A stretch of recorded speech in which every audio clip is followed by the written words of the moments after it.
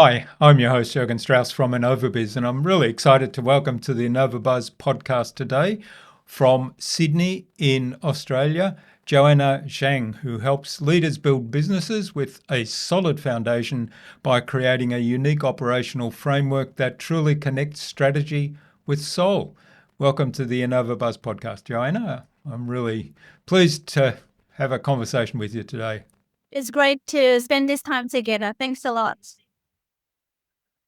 Now, before we dive in, just for our listeners, especially if you're new to the Innova.buzz podcast, on every episode, I like to have a candid and practical conversation with a remarkable guest, just like Joanna. I like to explore how they create impact in the world, how they build human connection with their work. And whilst we unpack knowledge, attitudes, and values, I'm always keen to see how they can translate into action for my listeners. So think of this as a seat at the table with you, me, and Joanna all learning together. And as always, at the end, we'll have our buzz round, which are the same three questions that I ask of every guest, where we'll get some snappy, insightful answers, hopefully inspiring that action that I mentioned. Let's do it. Now, Joanna, yeah, I'm really looking forward to our conversation today. I know we're both very passionate about human connection, and also that you're very much into building thoughtful systems that enhance human connection, but also make things much easier for business owners and having the business run more smoothly. So perhaps you can start by sharing with us what drives that mission for you and what is the ultimate impact that you aim to make in the world? Well, thanks for asking. My mission and passion was started from solving my own problem, because when I start business, I was a financial planner, which is a professional starting on my own as a self-employed. But when I started, I actually had a lot of challenges to work in my business because I'm not really good at marketing or IT, so I really need someone to help. And there's a lot of other things I'm not really self-sufficient enough. So I need to work with someone else to help myself. However, I don't have a budget to hire a group of 5 to 10 full-time, part-time staff to, work together. So I figured a way, even though there was a lot of challenges, but because I was really dedicated, I wanted to make it work. So I figured a way to really structure a star team. Everyone is specialized in their genius zone, their specialty, and I can customize suitable for my budget and to scale up the business. And then I thought many businesses may need this kind of help as well. Then I started to share this as a resource for other like the business owners. And that's the motivation behind this whole movement, is because I overcome on my own challenge and I started to share this solution with the world. But going forward, I think because of this journey, I found a solution, but there was some breakthrough during this journey through my Soul Awakening Soul Ascension process. Then now is my mission and passion to really share these divine messages and to really share with the world to see how we can really break through and be aligned with our soul to make impact for this world. And the main thing is to really give something back to this world. Yeah, that's really interesting. There's probably two or three points there that I recognize as, from what you described, as some big transition moments, and I wonder if you could perhaps describe those in a little more detail for us. So for me, the three that kind of stood out from what you mentioned was the transition moment where you recognize, yes, I've got all this work to do, but there's a whole lot of things that I'm not good at or I don't want to be spending my time on. I can spend my time on more valuable things that are more aligned with my expertise. So that that recognition and then starting that team that are the experts in those particular areas, that to me was the first transition. Then the second transition, recognizing, hey, this works really well for me. I'm sure other business owners must have the same issue that I had, and maybe I can help them because now I've built systems and I've built a team and I can share that with them. And then the third one is the recognition where you transformed your leadership role, if I understood that correctly, where you had what you described as the soul awakening. So maybe you could walk us through each one of those three in turn. So beautiful. The first transition, as you mentioned, that I figure out a way how to really start to delegate. Actually, that's the first step. Because at the time I had a business coach, and we did exercise called incompetence, competence, and genius. And through that exercise, interestingly, like incompetence is something that I'm not good at, and I don't like to do it, such as IT and marketing, right? And I know straight away, I spend hours on it and I still can't make it right. So I did better than someone else to handle it, and they do a much better job than me. The interesting part was actually when I'm doing my competence part is something I'm good at and I can do it well, but I don't love the daily financial planning actually lays in that layer. So that start to make me start to think, oh, is this a career I wanted to do the rest of my life? I don't think so, because there's something missing over there. And then I started to see that, oh, I need to rebrand my business. So that was a trigger point for me to think, oh, probably business wise, financial planning is not my destiny, right? And of course, I want to dive deeper of excellence and genius that actually dive to today as myself. But the transition to start with, that exercise helped me to really figure out which part to delegate on and which part I really, truly love to do. So that's the first transition. Any questions on that? Mm. No, no, that's pretty clear. I love the exercise of having that analysis of what are the skills that you love doing, what are you good at, and I guess there's an element in there of what brings you some sort of reward. And for business, obviously, there's the financial element to that. Yeah, for sure. Because since then, I started to bring some color back. While I was doing financial planning, there was a sidekick. I just spoke to the sidekick on the phone, and she said, Joanna, your life is gray color. Which means there's no color. I'm actually very bubbly. You can see my character. I love to smile, laugh, and make fun, and then be lively. But at that time, my whole life is like very dull and boring, no alignment. So that made me start to think I need to do something different. Yeah. I decided to follow my heart to rebrand it. So that was the first Mm. transition. Shall we move on Mm. to the next Ex- one? Well, Excellent. Yes, talk us to us about the second one where you recognise, hey, this could be a business for me and something that helps a lot of other businesses. yeah, so when I actually figured a solution for myself to really start to work with the team members to work on different areas, I realized there's something that I could use this solution to help others.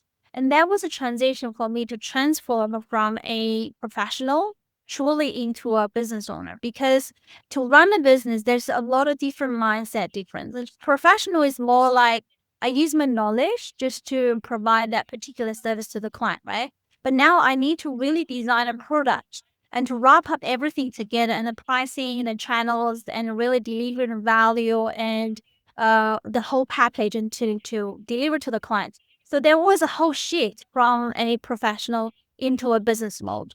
I think in that I've learned a lot. I've learned a lot of strategies, but still have some challenges of, to be honest, sales is not my weakness, because doing financial planning is doing sales too. But the difficulty was like generating the business, like constantly from front end to generate the leads. It's a great, great challenge for me. And then later on, I found out because I worked so hard to really at the front end, to make something fancy or, branding and outreaching, whatever it is. I was trying so hard. I couldn't really break through. It's not because I don't know how to sell or how to communicate. It was because actually I didn't have a good right intention. Now I realize, especially after my soul awakening about 3 or 4 years ago, I used to do business on a transactional mode, to be honest with you. At the very beginning, I was dollar person. I look at everyone as a dollar sign. And when I communicate with them, I think about the deals. So that was the main challenge and blockage for me when I'm doing business wise. I didn't realize then. But after my soul awakening, I actually spoke to my spiritual mentor. I was trying so hard. Why things doesn't go through as I wanted? And she actually helped me to delve into a spiritual realm to see the biggest blockage over there. I was trying so hard because I didn't believe my true value. That's why I'm doing a lot of externally to validate myself, right? So doing a lot of fancy, shining projects to make myself feel like I'm doing something. However, when I actually go back to myself to really care about myself, I changed my approach. I start to really look at every single client as a soul, looking at their problems and challenges to really understand how my solution can really help them out. So I changed my approach since then. Whenever I discuss, like have a conversation with someone, I don't look at them as a client or whatever it is. I just looking at them as a soul and truly care about what exactly challenge they're having and just wholeheartedly give my solutions, to give my ideas. And surprisingly, a fix just had magic happen. One I totally let go of the expectation. Magic, that's how. Then I realized the true intention is so important when we're coming from love and care. Things will just naturally, magically unfold. So that's my second transition. Okay, so that's the second one before the soul awakening, because I think there's something that you said there that I think is so important and a lot of people miss, and that's the idea of serving your clients' real needs, to really connect with them at a human level and understand what is it that they need and where does that intersect with your expertise or your service or your product. And the other bit that I really like, because I think a lot of people miss this part, is then giving something without any expectation of a return. And that's where, because if we have that expectation of a return, let's say, well, the classic one is, okay, download my email lead magnet, right? And here's a series of emails that will follow up from that give you some further information or help you understand whatever I've put in the lead magnet better. And if the clients or the potential clients, the people that have subscribed to my list, are reading those and they're getting the sense that he's expecting me to buy the product or he's expecting me to become a client. He's not just giving me this information because he wants to help. There's an expectation attached to it. Then immediately the protection barriers go up, right? Whereas Yeah. if it's like, wow, this person is so generous, he's helped me, he's got no expectation at all about what I do. And I've had this experience as a client a couple of times where I've almost at the point where I've been surprised. I thought, wow, they're giving away so much stuff, and yet they haven't asked for any sale, or there's nothing that I sense of expectation. But the paradox, as you said, is that makes you even want more to buy something from that person or company. No, I think you've muted your microphone. Yeah. So that's so true. I think that's really truly come intention because I used to do business from desire and fear.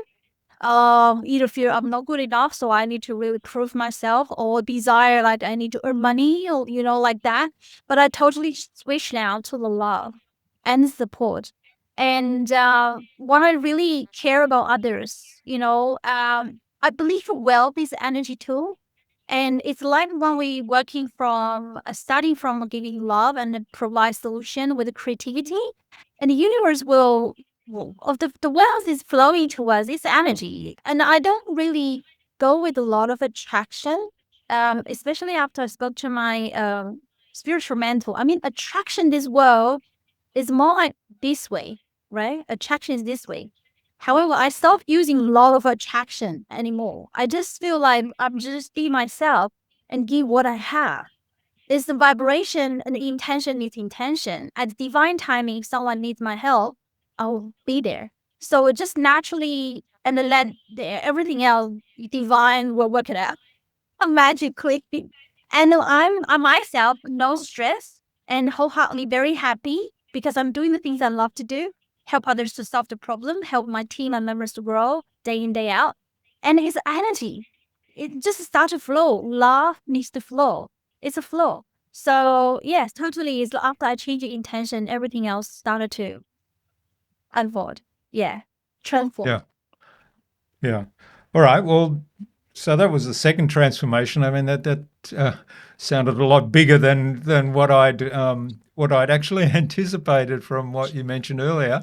But that's fantastic. Now, the third transformation, I thought that was all wrapped up together there, but obviously there's another level of transformation. So, Yeah. talk us through that. So, the third transformation is since I started business, start to work with people together. There was my personal growth, and to be honest, at the very beginning, when I worked with others, I was totally a title leader. I'm the founder, I'm the director. You got to listen to me, right? And when I give you instructions, I have a lot of expectation at the time as well. I was totally controlling freak, very picky. And there was a team member actually at the very beginning, she worked with me, and later on, she actually left for some personal reason. And then 2 years ago, she actually came back and said, but she was surprised. She said, Joanna, you have changed so much. And the very beginning, you made me cry. So yeah, and I can see it's personal growth. After I work with the people, right, as a team member, because I grow myself as well, and the team grows as too. So as a total lead, like a title leader on the stage, I was in a very frustration and then tired and then they're slow, always because I need certainty. I need things to be under control. I need things to go certain way. So I'm very strict. A lot of masculine energy over there is to put it controlling the situation. And gradually, actually, I realized that everyone has their own different perspective. When I actually give some more stages or maybe some space for them to perform, they often surprise me. And I realize I need to really consider other perspective better and then to really care for them and then give them more support. I started to become a serving leader, from title leader to serving leader. I really truly care what I can do to help you. And then since then, I found the team members started to be more working well together, the dynamic getting better. And then everyone started to perform better, right? To have a lot of potential to explore. But at the same token, another issue has risen because when I actually wholeheartedly give like this, a lot of staff people do step on my boundary. I believe these people show in my life to show my certain lessons, right? So I started to get frustrated. Some people, probably can't really keep their words and get work done on time, even though they are fantastic at what they do. All different sort of issues. And then that was like after my soul awakening. I started to transition into the third stage of my leadership, which is a spiritual leader. Spiritual leader is like a balancing act to balance about compassion and the boundary. And because I want to practice spiritually of self-love, I find out I used to be people pleasing because I don't like a conflict. So I actually give away a lot of my own boundaries. But since I practice self-love, I started to respect my own feelings, my own willingness. So I have a stronger boundary now. So once I practice that, also besides let go of more control, right? And then I found the dynamic of the team has changed because I started to be stronger in the core in a certain area in the business to be strengthened in certain areas for certain guidelines to be followed. The purpose for that is really to help another person to grow. Imagine that if some people constantly crossing our boundary and we don't do anything about it, there's one saying said, we don't always get what we want, but we always get what we tolerate for. So I've learned that from my experience that I started to set a boundary, to really have a strengthen the guideline for the team members to follow. And surprisingly, there was one team member used to really copy deadlines, miss the different hour submission, all those sort of things. According to our new boundary set of rules, she actually changed. She can become create a new set of the habits and then getting better and better in what she does. So we all wholeheartedly happy for her. So now I totally understand the balancing, how important is that. It's truly to help others to grow. Help myself too. At the same token. Yeah. Yeah. So that's my Yeah. third transition. Yeah. Yeah. Yeah, there's a lot there that's really interesting. It's the transition from the what did you call it? The title leader to the Yeah. servant leader. So I guess the title leader is the controlling leader from what I understood your description, and then the servant leader is more like I am the leader, but I'm here to serve you as a team Yeah. member, and you have your roles. But then the balancing that with the boundaries. I think that's really good. And the example you gave is probably somebody who wasn't necessarily testing boundaries or who wasn't necessarily playing up, but they just didn't know what are the boundaries. And once the boundaries were clear, they we're fine. That's right. That's right. And then it's their Mm. own choice too. There are team members we can't really have the same value, not on the same path. We be apart. That's totally fine. But because at the end of the day, it's same as the universe, right? We call it God or source, whoever you call it. So when they created us on this world, they wanted to be happy, to grow, right? And have you heard of karma? There's such a rule. There's the universe place that we with the good behaviors and we have good karmas, but with a certain bad intentions, we have bad karmas. I think it's the same thing as that. Previously, I thought differently. I thought, oh, even bad karma is a punishment. We use the word punishment sounds very harsh. Then I realized when I personally experience some consequences of my own actions, I actually do learn from it and to grow. Of course, at the end of the day, it's still our own decision whether we want to choose a fear or desire or we choose love. It's our own decision. But once we make the decision, learn from it, we certainly can grow out of it. Mm. Yeah, I think the interesting thing for me is that, and I reflect on this quite a lot when I look at doing journals, for example, and say, well, what was I grateful for today when I journal something? And sometimes I actually struggle because there are a whole bunch of things I'm grateful for, but I take them for granted. Like the fact that I woke up this morning and the fact that I'm still breathing is something to be grateful for because the alternative is not really pretty.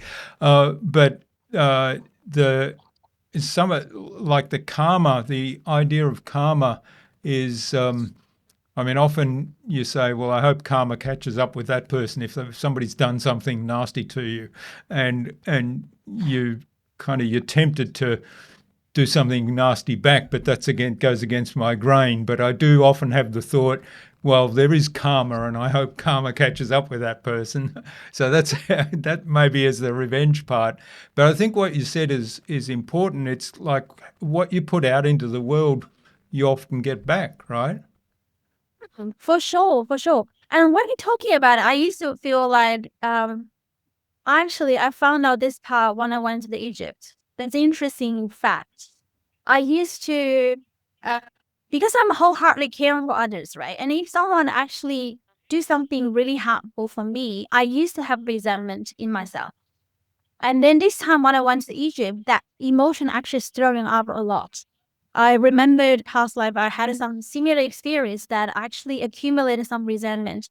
And of course, everyone probably have a different foundation, but my foundation was I wasn't really gratitude enough for who I am. And to be honest, when source created me, I didn't see my own value, right? So I didn't recognize or embrace my own value. So I thought there's certain things unfair. And also I was actually having expectation when I treat others this way, I had expectation, but just treat me the same way. So all these things actually accumulate from my past life, even until now, this life. I have a resentment layer in my emotion. But this time in Egypt, I totally figure out the foundation of it because I didn't recognize my own value. I started to really healing from that to really truly accept who I am. Not just this lifetime or goodness or strength, weakness, whatever it is. As a soul, I truly deeply started to accept who I am. When Source created me, I understand they created me for a reason, and where I'm starting, what I'm experiencing is all part of the journey for me to gain the strength to really become that leader I am supposed to be. So when we talk about a karma just now, if whenever someone actually do something to us, we actually wish that person has a karma. I would say that there is a little bit resentment there. But the thing is that one resentment feeling, my spiritual mentor asked me, what does it do for you if you have resentment feeling? What's the benefit to have that? Think about it. There's no benefit, to be honest. I want to Yeah. make It's myself feel bad. baggage, isn't it? Then It's baggage, isn't it? exactly. And a lot of Hmm. time, I heard this sentence so many times until now. I realize that if we don't forgive others, a lot of time we can't let ourselves release, right? So forgiveness, it doesn't mean that we allow that person to do the same thing again and again. Forgiveness means that we respect that person's free will to do whatever they do, but we learn from the experience to protect ourselves. And we will trust the universe will pass the certain karma or lesson to them for help them to grow. That's about it. So I actually totally let go the resentment feeling after this Egyptian trip, which is so wonderful. Like it's such release. It used to be there's some feeling dragging me down, but it's no longer there. So after that, so surprisingly, the resentment feeling for my ex-husband or someone hurt my feelings before, it's gone. If they coming back, I was just wholeheartedly wish them well, and then the universe will give them a lesson. Whatever it is. But I feel so relieved. Yeah. So thank you for pointing out. I didn't realize that I'm going to talk about it, but because we actually it's go with the flow, right? We just read up Yeah, this talk. Yeah. exactly. Yeah. So you mentioned Egypt there a couple of times, and I think just for clarification for our listener, you did tell me before we started recording that you've just returned from a workshop in Egypt that you've done. And I guess the question I have, because of a lot of the things we've been talking about, you've obviously done lots of work on yourself, on your own growth, on your own learnings, on understanding your strengths and weaknesses, on understanding who you are as a leader and what you needed to become as a leader to improve and grow, and also some lessons like the one you've just shared about carrying resentment forward when you feel as though somebody might have done something to hurt you. Um, what do you see as the importance of doing that work on yourself in a general sense? Because there's many ways, obviously, to do this. And what do you say to people who? Because I think that there's a lot of scary stuff that can come up when you do that kind of work. I'm sure you'll agree with that. You probably had many sessions where maybe there were tears involved and sleepless nights in advance. What do you say to people who are holding back from doing that kind of work? Hmm. It's a really good question because when I do my soul awakening, the first session, my spiritual mentor said, on that day, there's gonna be a group of people sitting beside it, listen to it. It's like a judgment day, because this soul awakening is like a when we die, we go through the judgments, and there's a group of people there. And at first second, I was like, oh, well, would that be everybody know my secrets? But they don't know. Shit, I just said, in the God's eye, there's no secret. And everybody, the main thing is that everybody there who are already soul awakened, they are soul warriors. So they are there to actually learn together and to support you. Then I understand the intention is different. First of all, the environment and the guidance is very important. So if anyone is actually afraid of this kind of thing, of course, everybody will have a concern. Make sure you choose a environment and the guidance is truly wholeheartedly from love, right? Because I've come across so many spiritual mentor or coaches, whatever. I don't mean to judge or something, but I could see the intention. A lot of them coming from making money, to be honest. But this spiritual mentor, when I actually get connect, I could feel the sense is like truly from love. So I build a trust from there, and then the environment, I trust the environment too. So if anyone is holding yourself back, first we'll choose a very safe environment for them to really truly support you. The second thing is that I realize that if I don't drop my mask, be my true self, I won't be able to be awakened to really truly learn who I am. So that's the second thing that I really need to decide. I need to be facing other people to really share my real stories. Of course, they respect my privacy and everything. If I don't want to share, that's okay. But it's my courage to really we got to have the courage to really step out of our comfort zone to drop our mask, feel safe to share all the vulnerabilities. So that could be the second step. The third step is really it's our own decision. If we truly want to grow, we got to really face who we truly are. learn about everything from every experience. There is a lesson behind it. Before my soul awakening, to be honest with you, I have a certain patterns, repeat again and again and again and again, and I didn't learn from it and get harder and harder and harder, including business, including relationship, including my financial situation. Everything is getting so much mess.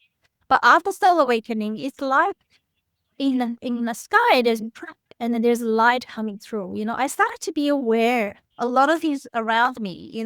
Everything happens. I started to reflect to see what exactly there for me to learn. Oh, and I grow out of it. And one lesson I learned will apply to all aspects of my life. For example, lack of control. I learned from my relationship. I used to be codependent a lot.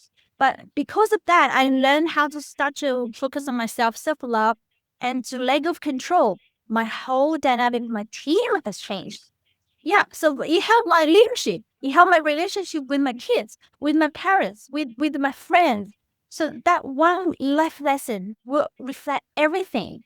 So yeah, I know your question is like a lot of people thinking, what does this thing do for me? Some sounds wishy-wishy. And well, for me, the spiritual awakening and soul ascension is not about doing certain ceremony, doing something to connect, whatever. It's not just that, because our guidance there wholeheartedly want us to learn something. That's the main thing. What have we learned from this experience? And we can really make changes to grow out of it. That's the main purpose of that. Yeah, I think there's a couple of things there that are really important to emphasize. And the first one is finding something that resonates with you, whether that's the spiritual journey you've undergone or whether that's a personal coaching journey, which may be focused a little bit more on self-reflection, which to me is spiritual anyway, but maybe it's a different focus.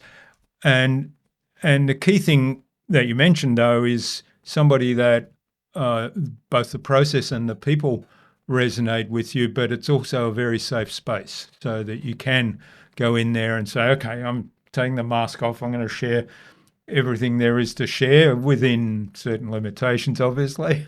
There's probably not everything that we want to share out in the open with strangers, but the more that you feel safe to be able to share things that really are getting under your skin, that you're carrying along, that are getting in the way, will help to build that understanding. And other people have different insights, right, that you can learn from. So totally right. Because I used to care about a lot other how they see. And then I realized about the judgment. Whenever we have a judgment on anyone else, it's actually a reflection of ourselves. It's some part of it haven't accept ourselves. So I started to loosen that part out. Even I share something and I learn something from it. Because first of all, when I share, I started to really facing my emotions truly hardly and facing myself, and I'm trying to find a lesson to really learn from it. So for me, is a win for sure. If someone else has a different feeling and a different against and doing things using different purpose or different ways to harm whatever, they will have their own consequences anyway. So I start to learn that what's the focus, whether it's on myself or on others. And that actually helped my self-confidence enormously. Yeah. I knew confident before, but I wasn't really confident. But now I'm truly wholeheartedly feel like I'm in my core. Yeah. I don't really mind how the other people think because it's their lesson. It's not mine. Yeah. Acting in congruence with your true values. Yes. Yeah. That's right. All right. Now, I'm just realizing that we haven't touched on AI yet, and it must be a record for me since since we first started. But I know because one of the things, well, your business is all about a fractional VA service, right? And I know we touched on it at the beginning that there are a lot of systems that you've built around that. What I'm interested in is, and I know you've mentioned this to me in previous conversations we've had, that over-reliance on AI is a bad thing, even though AI itself is really helpful in many situations. So talk to us a little bit about how you incorporate AI into your business, into the systems and processes you have, and also how you avoid that over reliance so that you're still getting that human connection and that sense of I'm living my sole purpose. I'm in alignment with my core values, and Yeah. I'm being a truly servant leader. Right. So, I love AI, to be honest. I feel like they amazing tools and they must manifest by the universe as well. However, same as everything else, is double-sided sword. Depends on our intention, depends on how we use it. So we actually leverage AI for a lot of areas in our own business to boost the efficiencies, like creating contents or some outreach processes, some AI bots, like generate some a automation process within our business. And then because we find out, even not just for ourselves, when I had this conversation with other solopreneurs or some business using AI, we often come across some challenges too. Like for example, if solopreneurs fully rely on AI, a lot of them actually feel very overwhelmed because they actually handle everything by themselves. They're very self-sufficient, but there are certain gaps. They still need a lot of human decisions or experience to really help to mind the process. So if a solopreneur purely working on themselves with AI without any human involved, the general system can be overwhelmed. And for the team, they actually, for same as us as well, like if we work with AI, it boosts a lot of efficiency, productivities. There's still a lot of gaps in between, right? We need a human's touch or experience, creativity here and there. So I'm wholeheartedly very big on working together with the AI as a team. It's not like one buyer will fully around AI or fully around human because everything exists for a reason. And with AI's join, we can really boost the efficiency of our team members as human to focus more on the GS zone, right? Go with the hard flow. So I think that if we can figure out a way to really let the human and the AI working well together, there'll be really good balancing act. It's even like the other everything is balance, right? Yeah. So that's how I think. How do you feel? Yeah, I agree with you. There's so much that can be done with AI these days, and I'm discovering things every day. But I'm always conscious of what is it that we're trading off. Like if um, I've started doing my whole research about purchases through AI now. So I used to say, well, what are the options? I do a Google search of something. So let's say I recently bought a little pocket camera. I say, okay, I want a pocket camera. Here's all the different things. So I'd build a spreadsheet and say, here's all the criteria that I have, and then I'd do a Google search and try to find something that matched the criteria. And of course, that was a stepwise process. So I'd find something that matched some criteria, and I'd say, okay, I'll list that one. And then I found another one, and then I'll list that. And then maybe 2 or 3 hours later, I'd have 5 options, and then I'd put them in the spreadsheet. And then I'd look and I'd say, okay, option one, I have to compromise this. Option two, I have to compromise this. Option three, I have to compromise that. And then I'd sort of start to make a decision based on a table that I'd constructed. Now I go to an AI and I say, I'm looking to buy a pocket camera. This is why I want it. This is what it needs to do. This is what it must have. This would be nice to have as well. This is non-negotiable. What are my options? And then it'll actually come back and I'll say, well, here's 3 I've identified based on what you've told me. This is the number one ranked. I would rank this number one.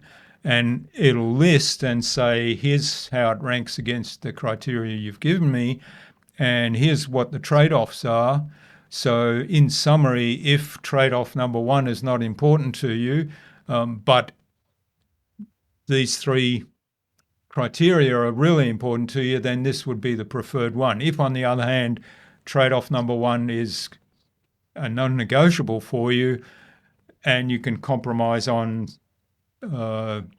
category 3, then this other one would be the preferred option. So then I've already got what AI would decide, and then Yeah. I can take those things and have a closer look at them. I mean, I may still decide differently, but I've done about 3 hours work in 5 minutes.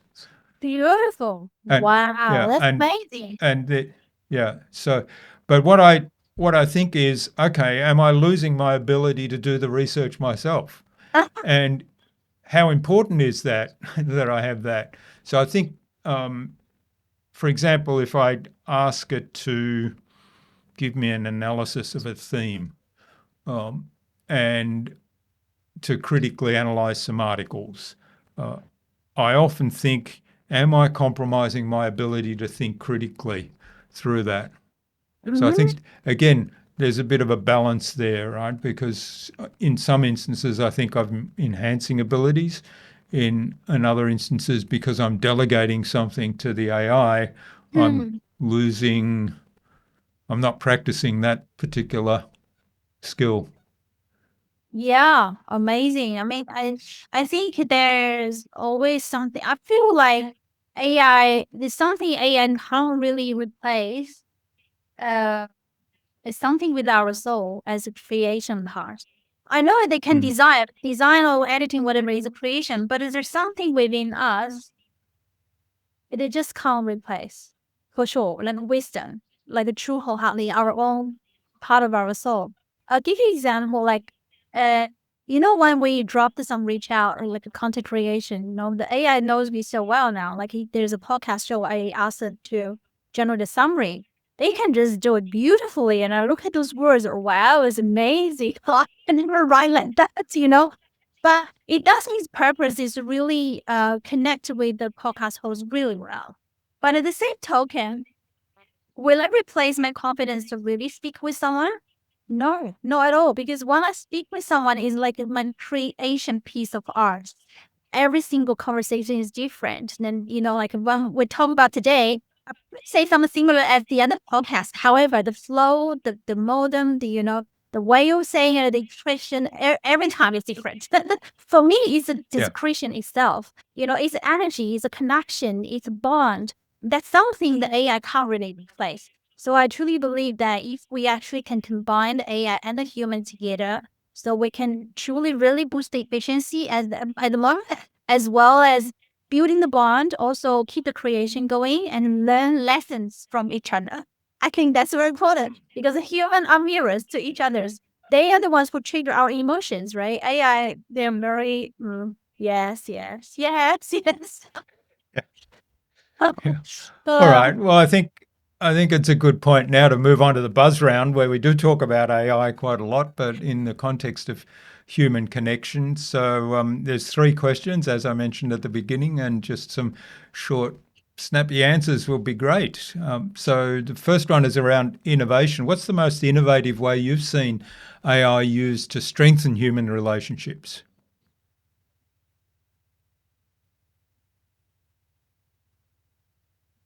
I think AI can, because the research and the database collecting feature of AI, they can really get a foundation of the essence of this person as. So by building the connections, it's about understand each other and see each other, right? So AI can really help to take the essence out and to really create something to create a report. Very quickly. So from innovation point of view, I think their ability of creating a deeper connection has built a really good foundation. Because we used to not have to do a lot of research, like you saying, we do a lot of research to understand. But it takes a lot of time. But they just shorten the time, but they still give us the essence to really build a foundation to create that big bond. Yeah. Yeah. Yeah. I've done this myself, and I've seen coaches actually do this quite a lot, record their coaching sessions with staff. So I've recorded conversations I've had, and then take the transcript of that conversation, put it through an AI, and ask the AI, for example, what what kind of language does this person use? What does it say about their values, about their needs, and like you say, you can get lots of insights there that can then help you to actually connect with that person at that level. Yeah. So true. So true. Mm. Beautiful. All right. Now, based on your own experience, what's the best thing you've done with AI, again, in a way that enhances human connection? I think I'm using it for certain areas that I'm not really good at, or either our team member feels like we can use that to boost the efficiencies, such as certain areas of content creation, certain part of the like repetitive outreach, LinkedIn outreach, and some part of on CRM of generating certain sequence, or some often asked questions by using AI bots. So there's different areas. A lot of them actually with this repetitive part, repetitive. So our team member can really relieve from those areas, can do some higher end of the higher value tasks. Combining the experience. So those are the areas that we've tried so far. Excellent. Yeah. And that's where I think some of those areas you've mentioned are where AI shines. And as long as you have some fact checking in place, then it's probably doing an excellent job there. Yeah. Yeah, for sure. The final question of the buzz round is the number one. I guess it's almost a two-part question. It's the number one thing we can do to differentiate ourselves in the age of AI, but it's also related to what I mentioned earlier, which is what are some of the skills, or what's a critical skill we should be looking to build, develop, or strengthen in this age of AI. Oh, right. So you mean the skills in the age of AI, right? I think for Mm. that, prompts is really important. It's same as when we delegate tasks to a team member as a human. I found that the more clear with the instructions, more detailed with the direction we want, the better the outcome. So actually, it's a practicing act of really give a clear direction for exactly what we want. Especially if we actually, same as working with a human, if we give a lot of emotion, like I don't like it, I'm frustrated, doesn't really help. Oh, of course, we can express, but at the same token, tell the other party, either AI or human, what exactly we want. That's very important. Use a certain way to describe it, to give it direction so that we can help another party to really go towards the way we want. I think that's very important. It doesn't matter what we work with AI or human. Yeah, delegation, communication skills is very important. Yeah, yeah. I found that going to an AI often, particularly in the early days, I would get something back that no, that's not what I wanted. And I would look at what I asked and I think, yeah, okay, I wasn't really clear. And it's actually forcing me to be much clearer about what I'm asking. And I think that's a really good skill to develop and be conscious of, because if we ask another person a question Mm, as vague as I've just done with the I yeah. probably will get nonsense back compared to what I actually want.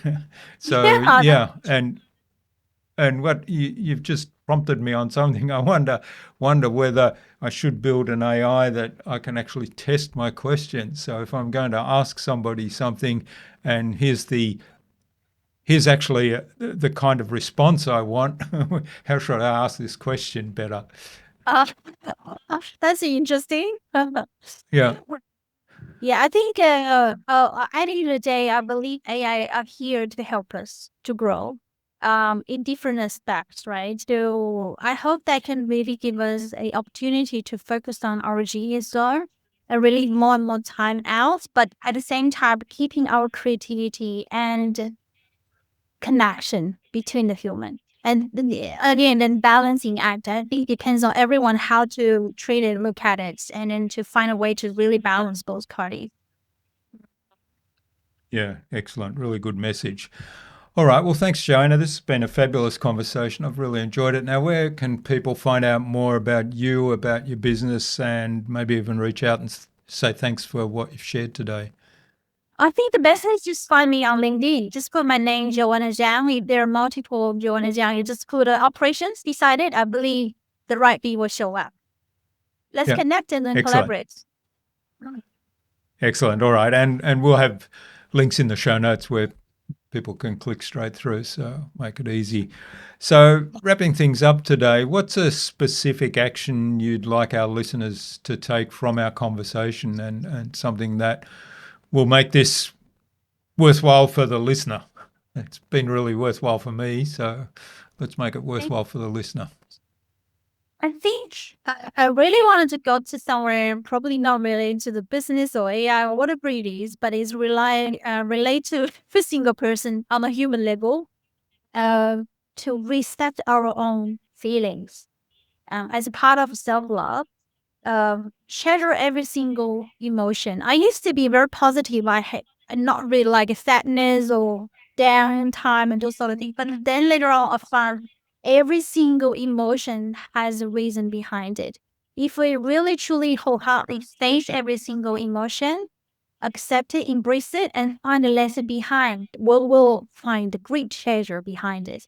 I used to hide or escape from it and try to look at very happy, but actually there's a lot of things buried underneath I couldn't really resolve, right? So I wholeheartedly hope everyone started to really face our own emotion, find a reason behind it, find a lesson behind it, and surely heal from it and grow out of it.